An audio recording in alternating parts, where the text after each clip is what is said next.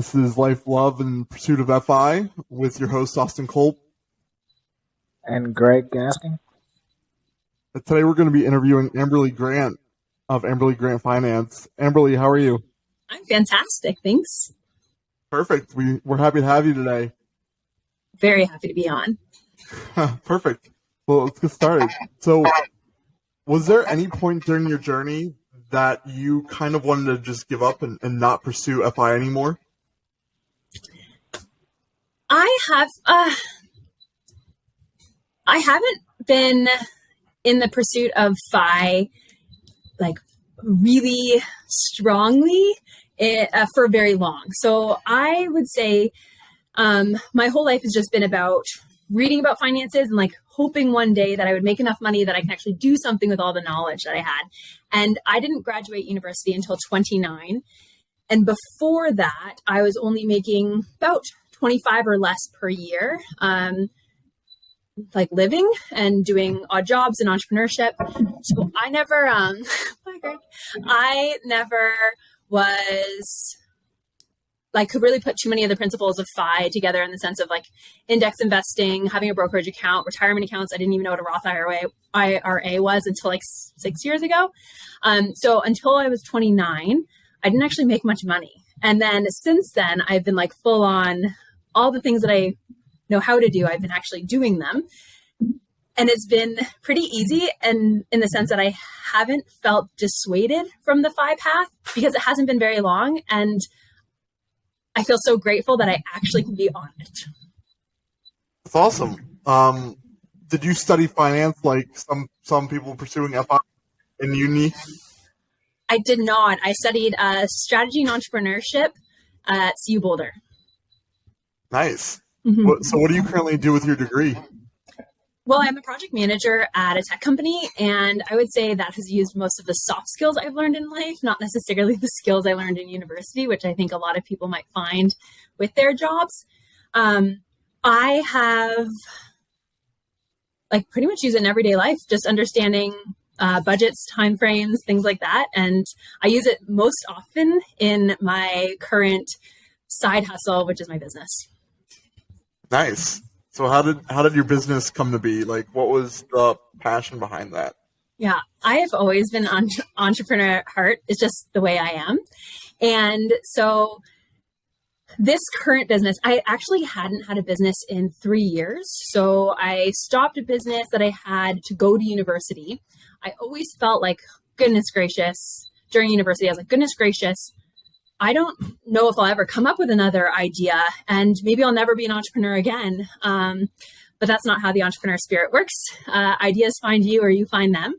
And so it was AmberlyGrantFinance has been something that I've been thinking about for probably about 4 years.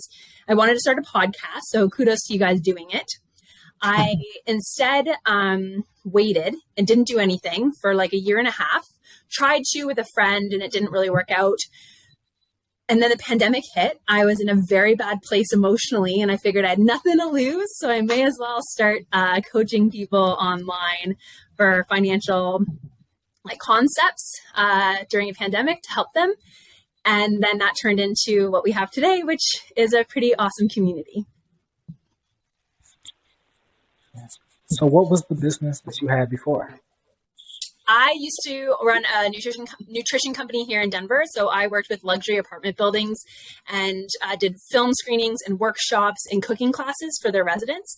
And then I started a side business where I'd actually make meals and deliver them in Pyrex dishes once a day for dinner and lunch for the next day, 5 days a week to busy professionals. Oh, nice. Yeah. So where did you get that idea from? Say that again? Say, where did you get that idea from? Oh, that idea for the nutrition one? Yeah. That came about when I lived in Tucson, Arizona, back in my early 20s. I had a roommate who went to the Institute of Integrative Nutrition. I've always been really curious about the body and nutrition and health. And so I've figured it'd be really interesting to take the same class she did. So I think I invested like $5,000. I got a little iPod with a bunch of classes. And then I did that for a year.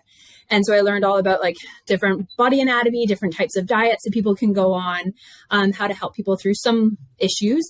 And then I started a company where at first I helped baby boomers in Arizona with things like arthritis. So how to optimize your diet for issues when you've got like joint issues. And then I moved to Australia and helped a friend run a nutrition and Pilates studio there. And then I came to Denver and started my business here.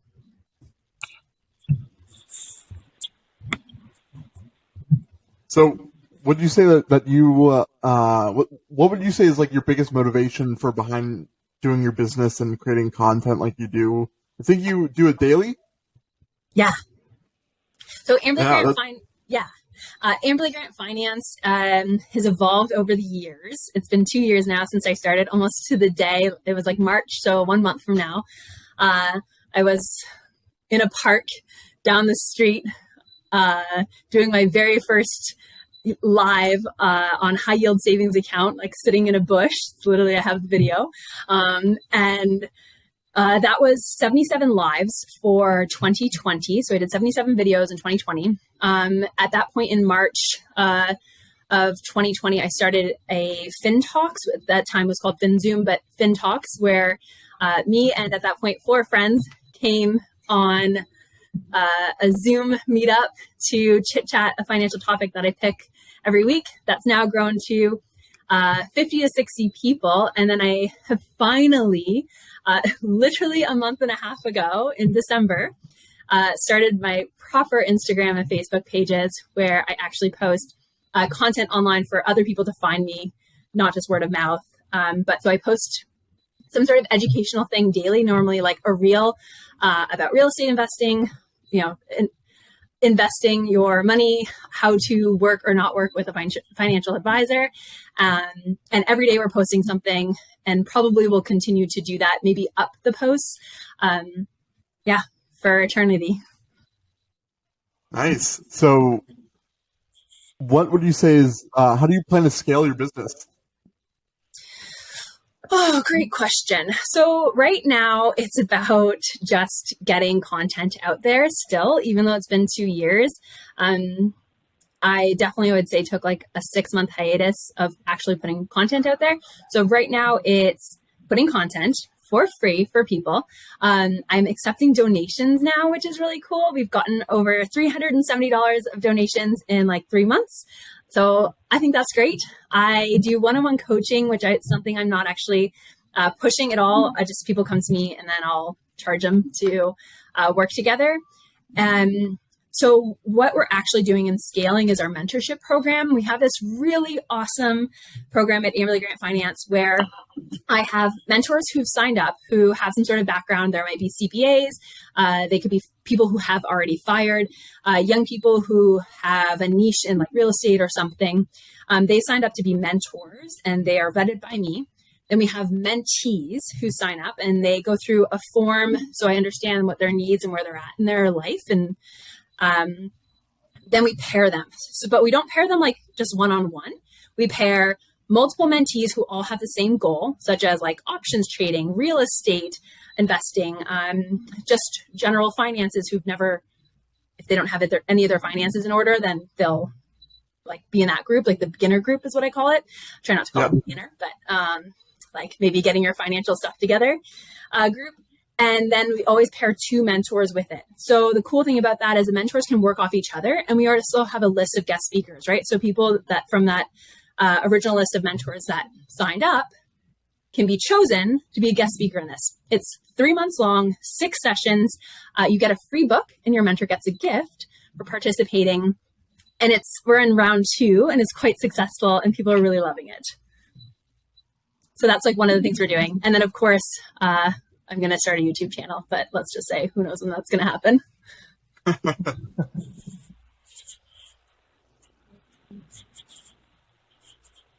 Now, for the free book, is it related to the topic that their like mentor program is for, or does everybody get the same one, no matter the program?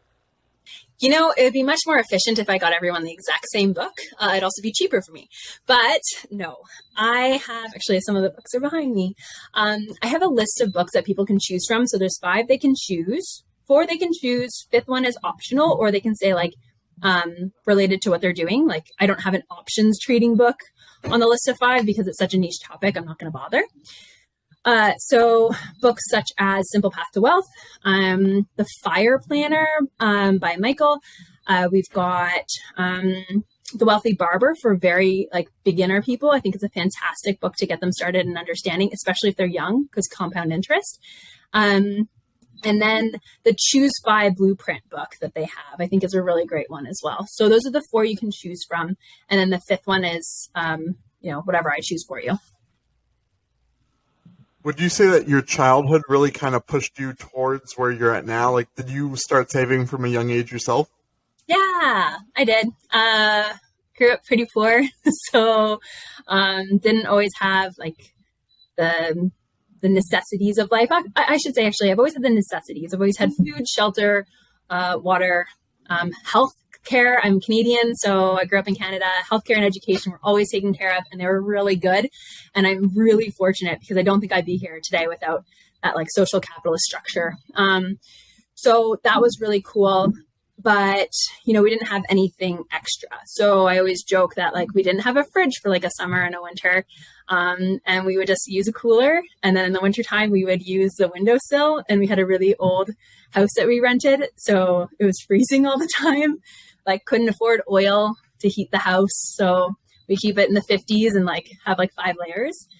So those things, I realized that I didn't necessarily want to keep doing that as I got older. And there was always a drive in me to know that I wouldn't have to. I don't know. I've just like, I joke, like I've always known I'll be a millionaire. Like it's just something I just know about myself. I told my mom that when I was really young, and I don't think she discouraged me from it, but I just saw that type of life and figured if I can save a little bit of money, maybe learn about investing. So I started reading books at 15. Then I could have a different path for me and like change that generational, like problematic finances. So yeah, it greatly affected me, and I've been saving money in scarcity, mostly since I was really young. Well, what would you say are some of your ways that you're pursuing financial independence? Like, what are some of the paths you're taking? I have a W-2 job, which I really do love doing. Some days can be really stressful, but that is like changing right from my last job to my new job was actually it was a scary moment for me. But as most people know, when you change jobs, you get a really good salary increase. So that was one of the things that was really important to me, is to make sure I find myself in the industry that makes good money, but also that I'm taking advantage of being where I should be in the industry. So advocating for negotiations and salaries. So my W-2 job obviously contributes to me being financially independent. And that also allows me to purchase homes. So I own 2 duplexes here in Denver that are within one's within a mile of downtown and the other one's within 3 miles of downtown. I run an Airbnb out of the basement of both of them. And I have long-term tenants on top. So that's been really great and has completely changed my path to FI, because the cash flow from that is cash flow today. It's not 4% in 15 years. And I could truly live off that if I wanted to, but I have bigger aspirations. What would you say are some of your biggest challenges with doing Airbnb? I love talking about that on my Instagram and Facebook. So anyone listening, you can tune in there for even more stories. I find I've always wanted to run like a bed and breakfast since I was very young. So I actually really love the idea of hosting people. It's been really fun for me. The hardest thing about it, though, I would say is,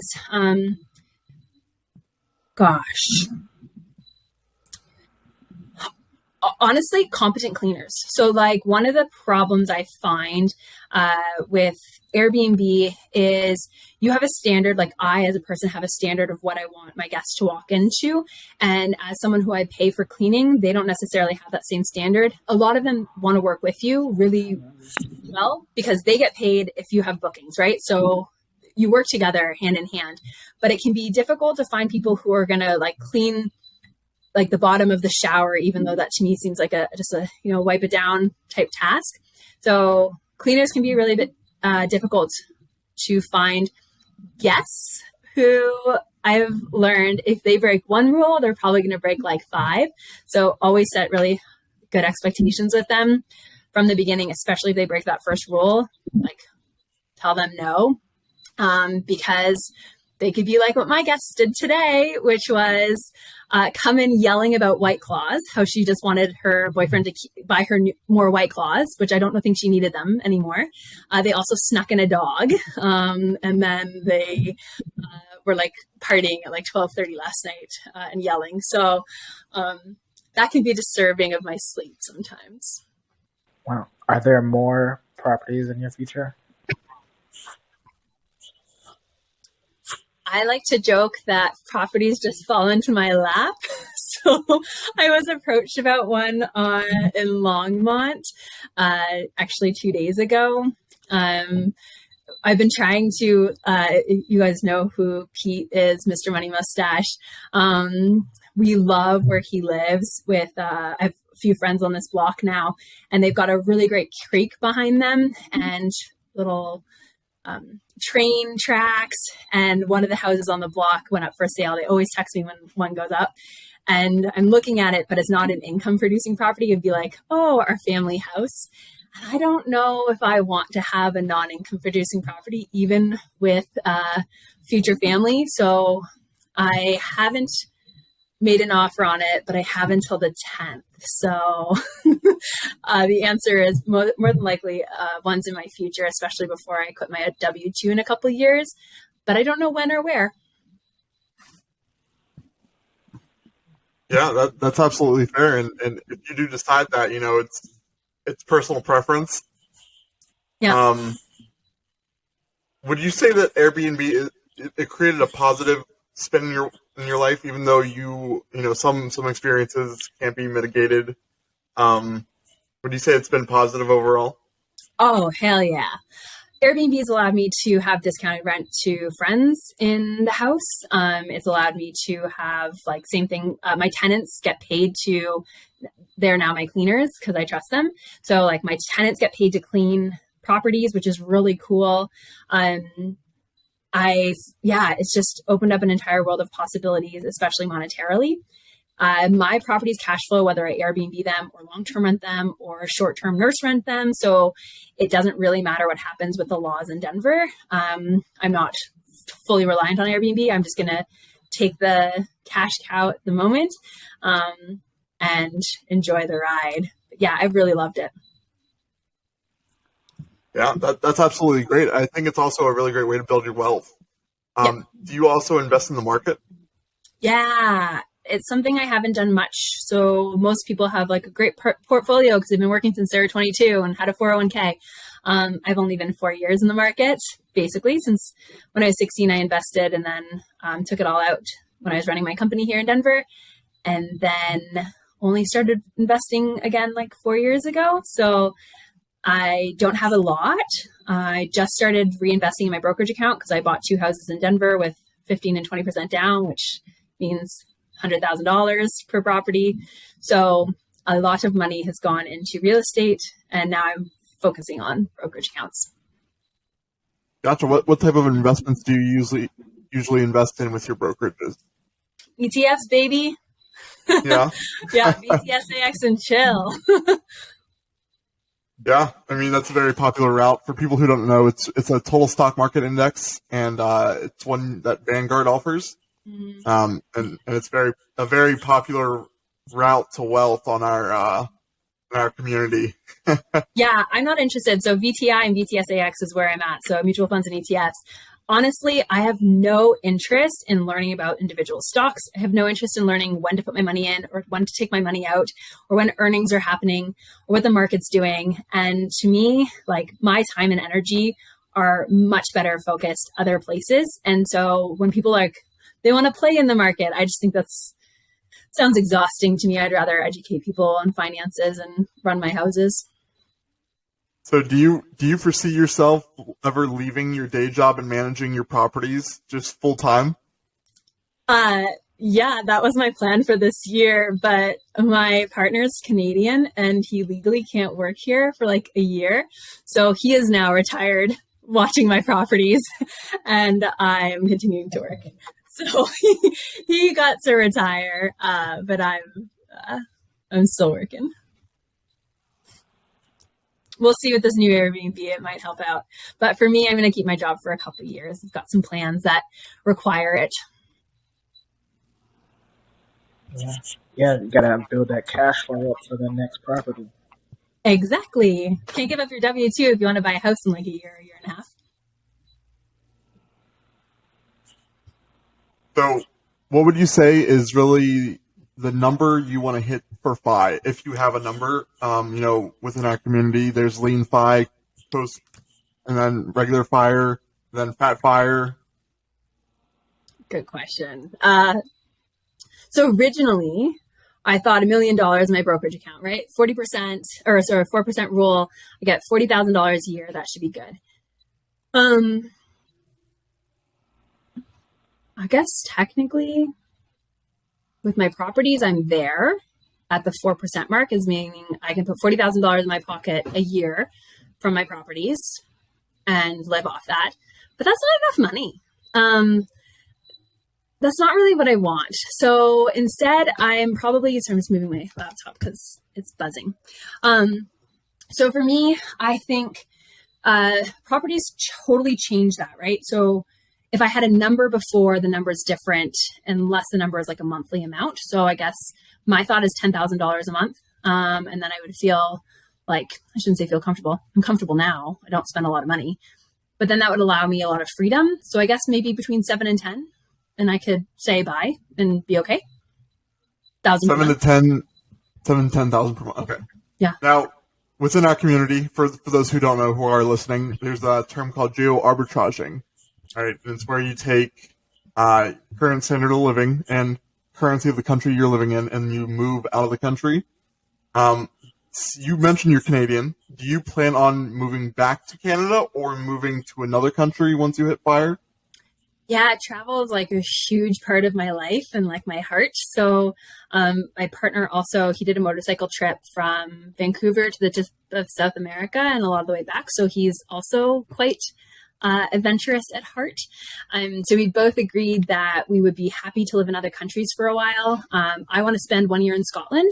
So that's one of my goals, is to go there either with a job or without. While we're getting him his green card, we actually can't leave the country for more than 5 months at a time. But that's still 5 months of the year that we can leave. So more than likely, we'll probably spend 5 months in different countries. Mexico is another place I really want to go to learn Spanish.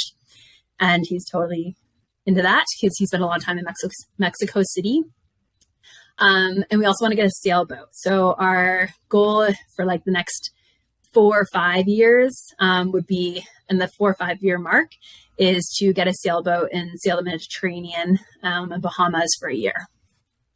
I guess technically you could say that you're coast fi if you're living on a sailboat. Yeah. Literally. That took me a second.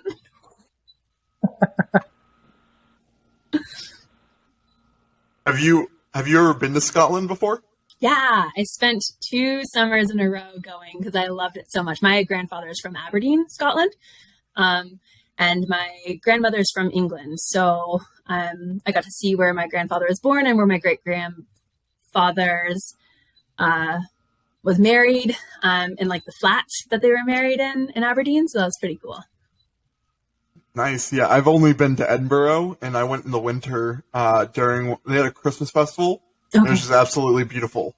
Yeah. Yeah. I spent a lot more time in Glasgow than I have in Edinburgh, and I would love to go back to spend a little bit more time in that city. It's literally Harry Potter. Like, you're like, oh, hey, I just entered like Hogwarts. Cool.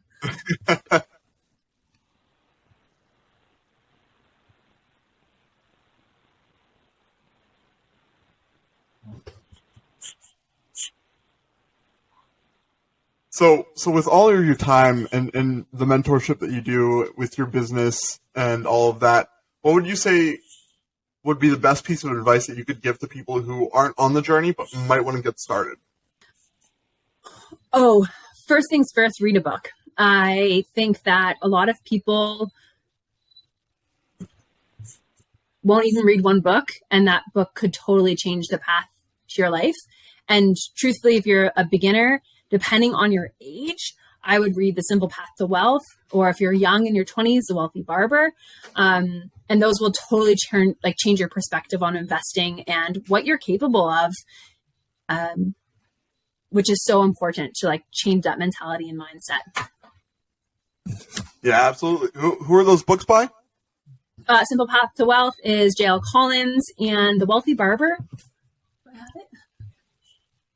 I don't know, actually. It's a Canadian author. Okay. The other thing you might want to do is join a little community like ours, right? Meetup.com is a great place to find other specifically financially independent people, careful of MLMs and whole life insurance salesmen. They might be your friend for a little while, but they are not in your best interest. So those are, a couple of things I'd think about as a newbie. Have you ever thought about investing into real estate, doing what you do with friends or family, or could that possibly get too messy? Yeah, it's been approached to me, people have asked me before. And it's something I would consider. I originally invested in this current house with my ex and his mom. And although we ended up separating properly, we had made agreements before we ever purchased the place, what would happen if we were to break up, die, I don't know, whatever other scenario. And the breakup happened. And we were really good to each other when it came to splitting up how we were going to do the finances. So everything would have to be laid out in advance. When I had to buy them out, I actually borrowed money from my sister's boyfriend. I borrowed $15,000 from him and had a contract with an interest rate to pay him back. So the way I would do it with family or friends would be the exact way I would do it with a stranger, which is set all the expectations up front, have contracts. No one gets anything for free. No one's doing sweat equity for something that doesn't work. And it'd have to all be laid out. Now, with all that, obviously, you probably have to pay some sort of tax for doing real estate investing and renting out your house. Mm-hmm. How have you been able to navigate that entire world? Oh my God, I have the best CPA in the world. So yeah, the best thing you can do, and it's what I did not do of all of 2021, and I'm kicking myself because I have 8 days of 8-hour work to do. I bought a house, fixed it up, flipped it. So I have a ton of receipts to go through and figure out, is it top unit, bottom unit, is it this house or that unit? So much stuff to go through. So keeping a spreadsheet or Expensify.com or something of all of your receipts, knowing in advance what are you allowed to actually write off and what are you not. You can write off driving to your properties. I didn't know this literally until 3 months ago. And I was like, you know how many trips to Home Depot I have made and how many trips to each of my properties I have made? That's a lot of miles. So knowing that, having a mileage calculator on your phone, having a understanding what you can write off and putting those into the proper IRS categories in a spreadsheet or Expensify, and then having everything done by property or if you have multiple properties or just one property, which made it so easy before.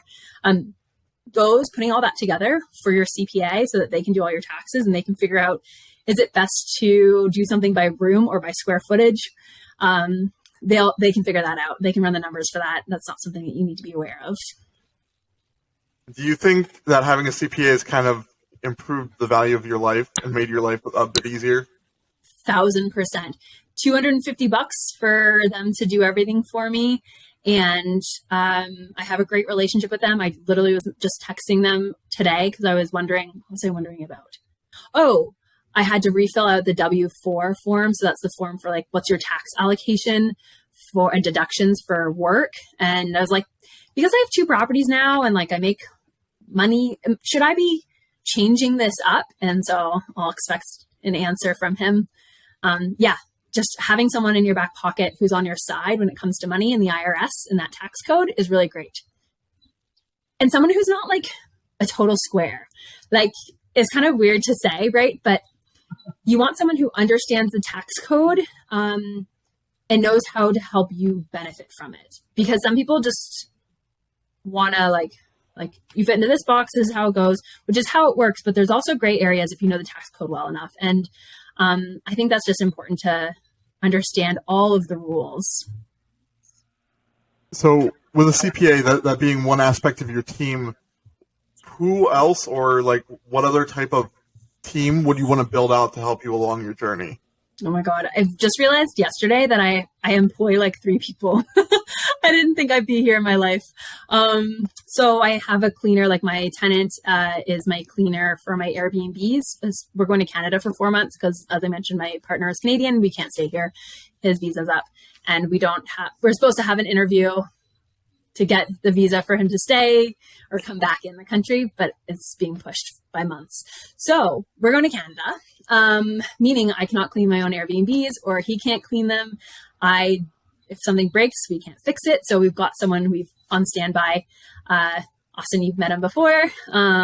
Seth, he'll be doing everything I need in my kind of boots on the ground here.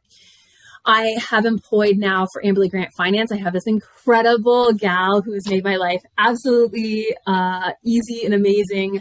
So she does like all my social media posting. We collaborate on posts in regards to like give her the photo and maybe the description and what we're talking about, and then she just makes it so much more social friendly. Like put some emojis in there and make sure it gets posted with a location, and put the Canva template. So that has made my life, oh my God, exponentially better. And so to build up my team further, like I'd love to give this gal more hours. Instead, I'm just handing her off to friends for a little while. And then they all know that I have dibs when I can go more full time with her. So giving her more hours would be fantastic. Growing AmberlyGrantFinance to a point of having more members, like team members, would be like, that'd be wonderful. I probably want some sort of VA at some point, virtual assistant who can help me with like the mentorship program and other things. But for now, my gal can definitely do all of that. Perfect. Have you ever needed an attorney, whether for evictions, closings, any of that? Yes, I'm so happy my best friend's an attorney. Yeah, like when I bought this house, they were supposed to finish off the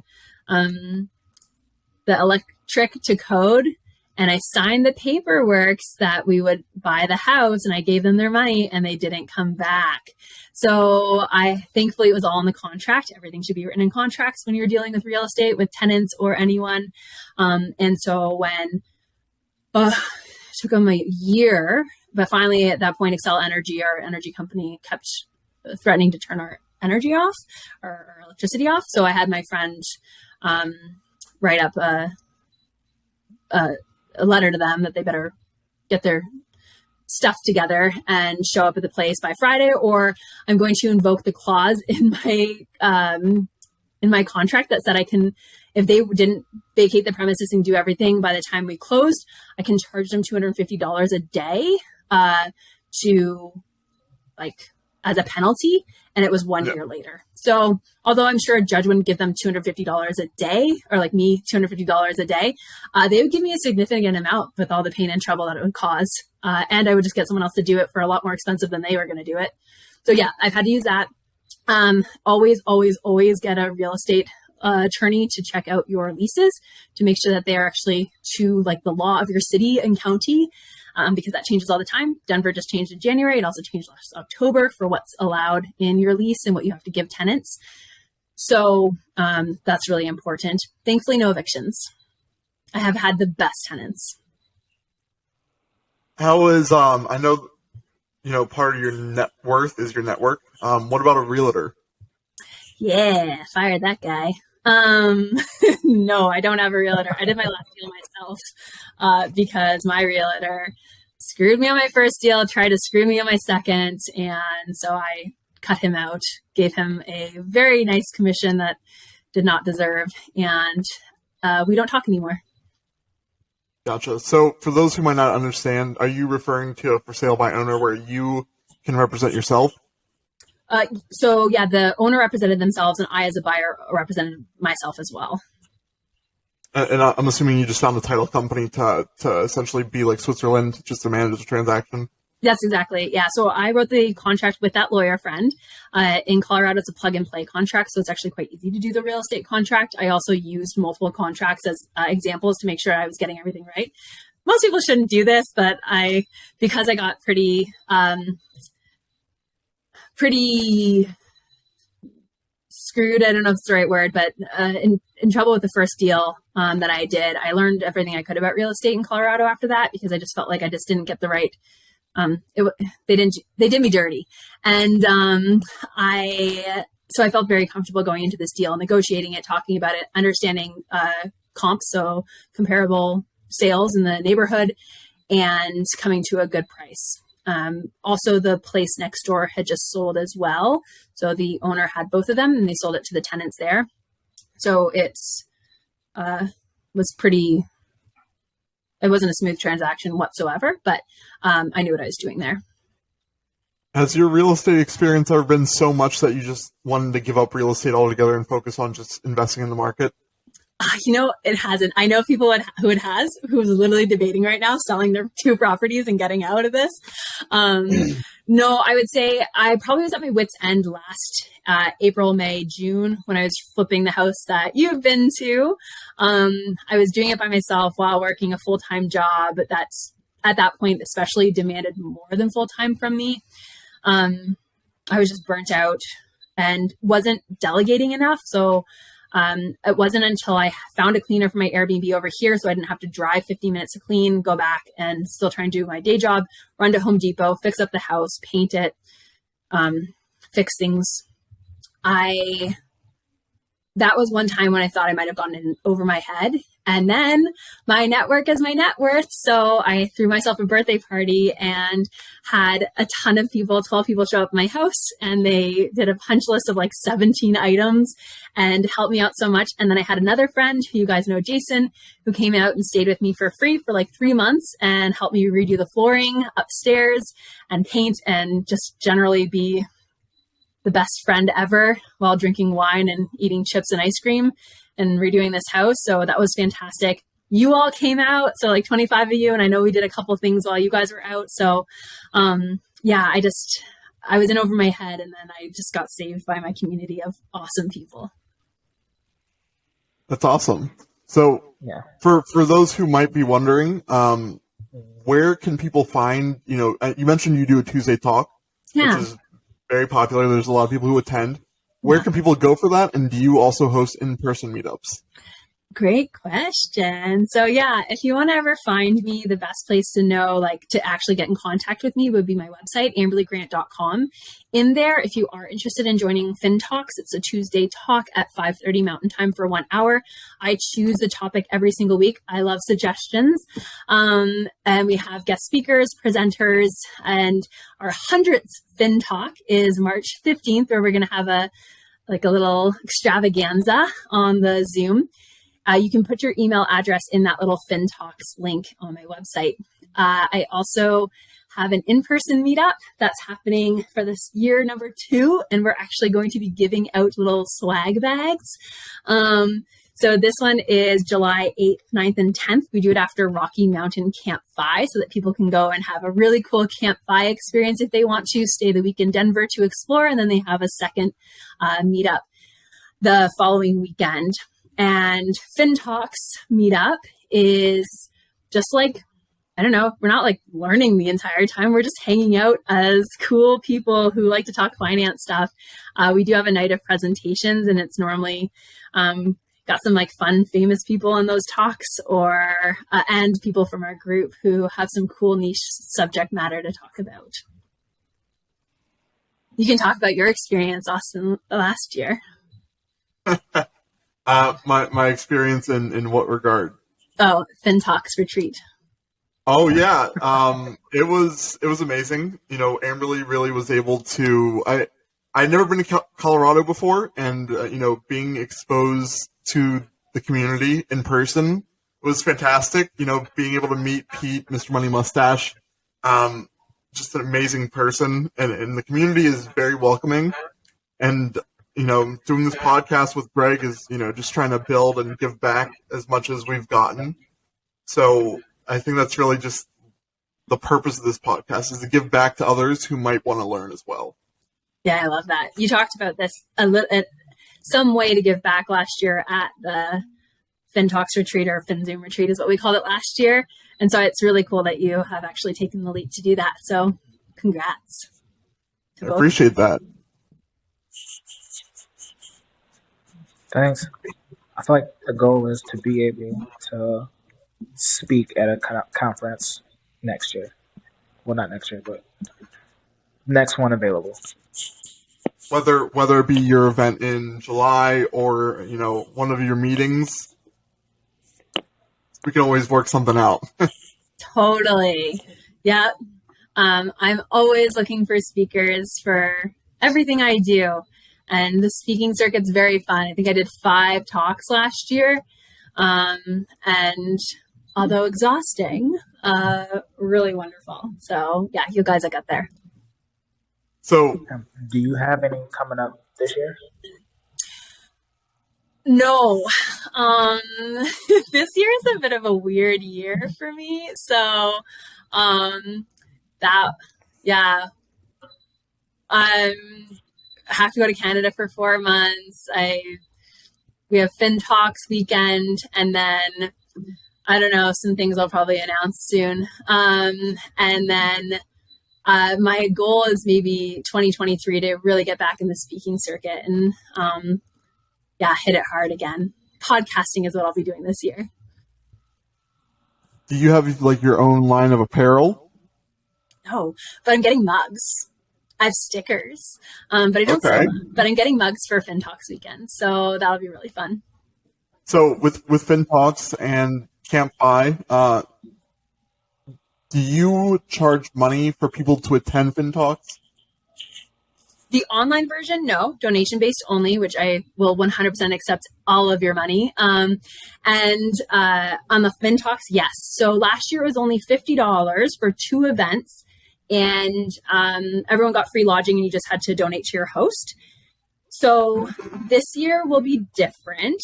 I will be doing a higher fee, because a lot of people are like, that was way too cheap, and I fully agree with the amount of work I put into that. To just break even was like awesome, and maybe I should make something. So this year we're gonna up the price. I'm actually putting all the content together in the next 2 weeks to launch on February 15th for people to sign up, and we do a deposit to actually, like, I don't believe you until your money is in my hand, because people don't show up. So deposit, that's non-refundable, so show up. And then from there, we try and do free lodging again. This time we're going to be using my Airbnb, so it won't be free per se, but it'll be really reduced costs for a trip to Denver. I think last year, people spent like $200 for the whole weekend, which is pretty sweet. Some of that's including plane tickets. Yeah, and lodging, I remember I lodged with your friend Julie, who was amazing, just a great, gracious host.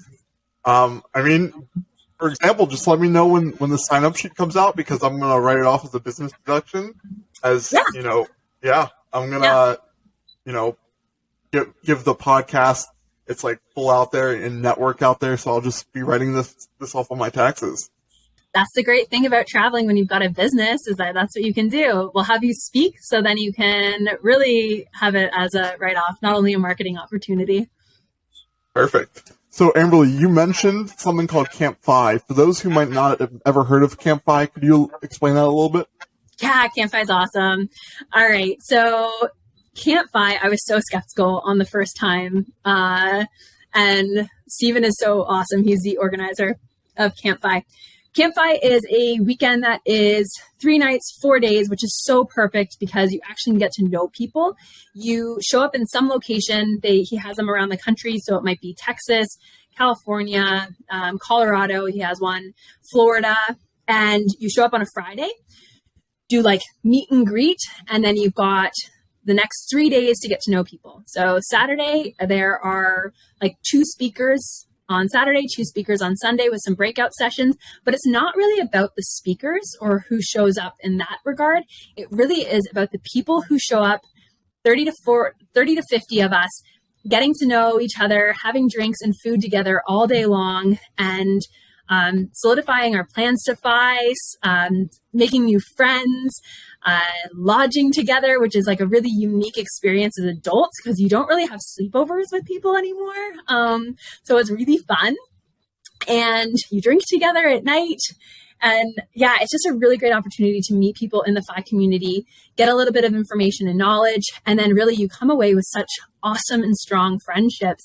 And then you go to another camp and you're like, oh, some of the same people I saw before and new people. And it's just this really amazing experience from Friday to Monday.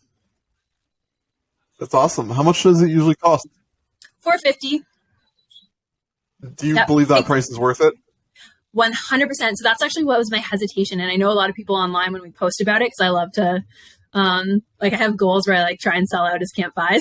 So I just did that to Rocky Mountain. We sold 25 tickets in like 12 hours. So I really I was really skeptical. $450, you do get free lodging, free. It includes lodging and food for the weekend. I wasn't sure if it was worth it. It is. Especially to people in the FI community, $450 really is nothing, especially if you find yourself scrimping and saving and doing all this, maybe not giving yourself the things that you want and need in your everyday life. To spend this chunk of money to go hang out with really cool people all weekend long is 100% worth it. I've been to 5 now, maybe 6. I've spoken at a few, so some of those were free. And yeah, worth every dollar. So with that, talking about how a lot of our members are more frugal than others, what would you say is your current savings rate? I don't know. I haven't calculated that in so ever. I actually have never calculated my savings rate. Yep, I'm a really bad FI person. I just do whatever I don't have a budget. I like to do the budgeting style where I put all my money into accounts, and then whatever's my bank account, I can do whatever the heck I want with, which is normally just buying another house. So yeah, I don't know what my savings rate is. That's okay, right? It's different for everyone. And how about this question? What are some ways that you like to save money? Like you're more frugal? What has that experience been like? Yeah, I'll get in trouble, but I'm not the most girly girl of girls. So although I found the best skincare company called Soko Glam, and they're Southern Korean skincare, and it's totally affordable, really great products. So I find that a lot of my friends in their are doing Botox. They do treatments all the time. Things like that I'm just not into. I cut my own hair for 10 years, though I did that just recently, a year and a half ago, when I started going to Vancouver often. I found this awesome hairdresser who literally won best hairdresser in Vancouver. So I go to him now, but I cut my own bangs. I cook all my food at home. Go ahead. I was just going to say, it looks fantastic. Thanks. I did this for a reel and then I messed it up. So I had to wait 2 weeks for it to grow back so I could fix it. Don't cut your hair on a reel for Instagram. Anyways, I cook all my food at home. I barely go out to eat because that's just not something that's important to me. Don't drink coffee or go out to that, which I know people make fun of people being like, it's $1.50, just buy the coffee, but it's not something that I value and I'm not really interested in that. A couple other frugal things. I don't own a lot of stuff, and everything I own is hand-me-down. So literally everything I'm wearing is a hand-me-down today. Actually, this was given to me.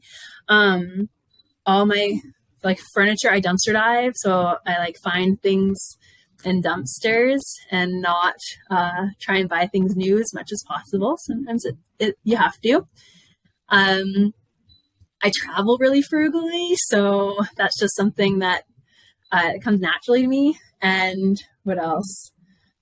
Yeah, I do a lot of odd things that way. Yeah, but I mean, I think our culture as a whole is very wasteful. People just, for example, right, they'll toss away something if it's just barely wrong. If it's not exactly fitting what they want, or whether it's food, like they just accidentally cook too much, they'll just throw it away instead of donating it or whatever it might be. Yeah. And you could give that food to someone else and, help someone not starve. Yeah, and I'm very much about community of like, I guess obviously, but maybe not obviously to your listeners, but that's like my number one thing is building community and being in community. And so there's something about it for me that to share is so important. That's why I don't mind sharing my house to an Airbnb or roommates or things like that. There's just something in me that it's just really important. I have people who give me clothes and I give friends clothes. And it's just like this really cool community of people who just give to each other while doing the right things for themselves. It's not just about like putting yourself out there and not filling your own cup. Yeah, I absolutely agree. And I think that's fantastic, right? For the viewers who might not know, if you had to go through it all again, what would you change? Oh, I did a post like this. I did a video like this a year ago, and I was thinking about if I had to redo my path, what would I do different? Oh, man.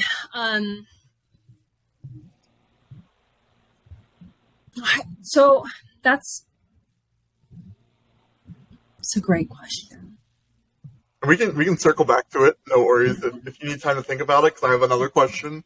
Yeah, go for the other question. Perfect. So out of this year, not this year, out of 2021, what would you say was the most influential book that you read that really just clicked and changed your life?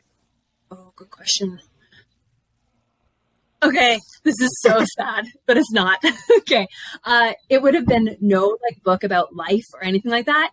I bought a Kindle in December of 2020 I've been wanting one for 10 years, and this is where my frugal or delayed gratification comes, which is not good, is that I didn't buy myself the 75 or 100 and whatever dollar Kindle. Thankfully, I got the one without the ads when I did get it. And I have been reading fiction books. So I don't even have a book to tell you that changed my life for good in 2020 that I would recommend to people, except for the wide array of fiction books that took me into these stories and fairy tales and got me out of redoing my house, running Airbnbs, my W-2 job, running AmberlyGrantFinance, Tuesday Talks. It was just this escape and this most incredible thing to just sit there and read for an hour or two before bed every single night. And that's not the right answer to your question, but that's the answer. No, I mean, I think that the answer is different for everyone. I mean, was there a favorite fiction book that you had? Oh my God. Okay. Yeah. It was called, it's about witches, demons, and, something else. And it's a show. And I'm thinking it was called, I'm literally turning red right now. I'll think of it in a second and then I'll tell you. Okay, no worries. No worries. It's a Hulu series as well. Yeah. Yeah, I mean, it doesn't have to just specifically be about improvement of yourself, because that's why we named the podcast Life, Love, and the Pursuit of Fi, just so we're not limited to speaking just about finance. Right. And it was so helpful for me every night to just not play on I wouldn't play on my phone at all. And I haven't done it in the past month because I ran out of books because I finished these series. I was looking for it right now because this is so funny, but yeah, it's been amazing. Yeah. Gotta love a good witches and demons book. I mean, shit. Yeah. I mean, who doesn't like a good book that's full of action and adventure? When I was younger, I liked reading books that, like you said, just kind of takes you away from the mental space. It's just like a vacation away from the issues you're facing in reality. Exactly. And last year was really stressful for me. So was the year before. So I felt like I had 2 years of just crazy amounts of stress that most people were I don't know how you take this all on, Amberly, and I didn't either. And they're called it's called A Discovery of Witches, and it was really well written and recommended by a friend, and I loved it. So you touched on a topic I really kind of want to get to as well is stress. How do you manage stress yourself? And some people seek out mental health counselors. see a therapist, or how do you manage stress? Yeah. Okay. This is going to answer two of your questions at once. So the first question that I passed on, and then this one. So the thing I would do differently, and I don't know if this is my path to FI or just recently or what, but I would ask for help quicker and more often. And that could be, I learned this when I flipped the house last year. That could be getting meals delivered. So I started getting HelloFresh. And I mean, I got it for over a month. Like that's, $16 a meal. I make them into 3 meals, so it's $5 a meal, but still that's a lot more than I would have made cooking at home. But I didn't go to the grocery store for an entire month. I had all the recipes sitting there. I could choose, healthy options from their website. And literally I just show up at my door and I have a box of food and I could continue to exist in the world. I also found a cleaner for my Airbnb, which was really helpful.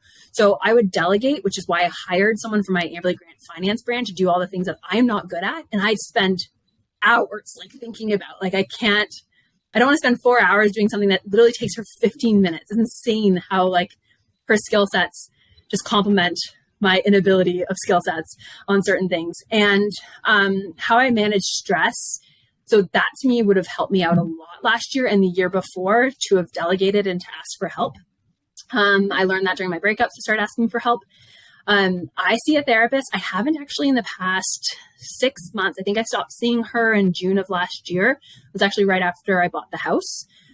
And I probably should continue now again. Just in general, I think everyone should go to a counselor. So seeing a therapist, number one thing I recommend to everyone, because it can help you with current situations, not just old situations. So if you think, oh, my childhood was perfect, I'm okay. It can help you navigate current relationships, difficult conversations with your boss, things like that. How I deal with stress, I work out. If I don't work out 3 times a week, my head kind of it's just not it's harder. Everything feels harder and more dire. And something I haven't gotten a handle on, so full disclosure, is I'm really go, go, go, and then I crash. So I'm someone who can literally sleep for 2 days because I've been going for 2 months straight. And then I'll literally just sit in bed and everyone's like, oh, TV sucks. TV is one of the, it's like books for me. It's one of the best escapes in the world. And I can't understand how people don't watch TV. And watching TV for 2 days or one night just for 5 hours is amazing. I would love to meditate, but I don't. Do you have a favorite movie or favorite TV show currently? Yeah. Right now, which is not helpful, I started watching This Is Us, and I can only watch it in little bits because it's just such a really emotional TV show, and it's not stress-free. But of course, everyone's favorite, The Office. I have my world's best boss mug that you'll see me posing with a lot. I've been watching that since its inception days. And then, Modern Family. I've never watched it. So I'm in season 4. Turns out there's 15 seasons. So yeah. So good. I've never seen it either. So I've never watched a single episode of Modern Family. Yeah. But I also have a list of movies if you want, Amberly, that I that are really good. If you want them. Okay. Yeah. Go ahead. I say I also can be romantic comedy kind of gal, so I love those action films, except for they're really dumb. I love The Rock, except for when he acts. So if it's got a minute, I probably won't like it. That's funny. I like a lot of Will Smith movies because there's usually a message in there that a lot of people either see or don't see. Yeah.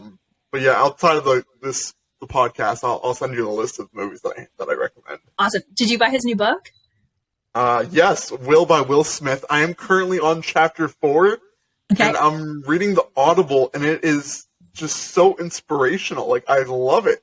Yeah. I think it's out of the books I've read, I would say out of 2022, this is by far the best book that I'm going to read this year. That's really cool. Okay, I also downloaded it just recently, so I'm gonna start reading it.